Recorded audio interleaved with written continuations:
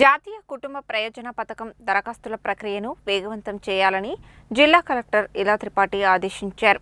Shaligouraram MPDO కార్యాలయాన్ని ఆమె ఆకస్మికంగా సందర్శించారు.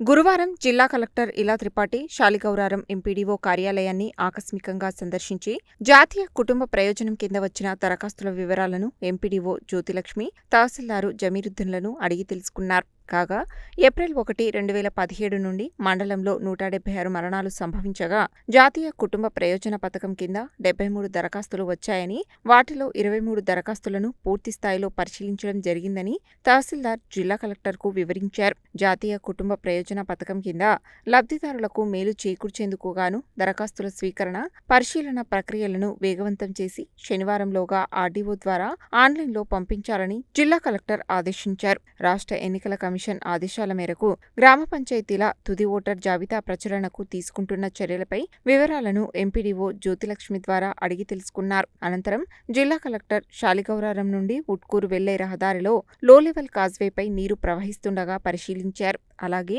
ఉట్కూరు నుండి బండమీదిగూడెం వెళ్లే రహదారి వద్ద కూడా రోడ్డుపై నీరు ప్రవహిస్తున్నదని తెలుసుకుని పరిశీలించి పరిస్థితిపై నివేదిక సమర్పించాలని తహసీల్దారు ఎంపీడీఓలను ఆదేశించారు.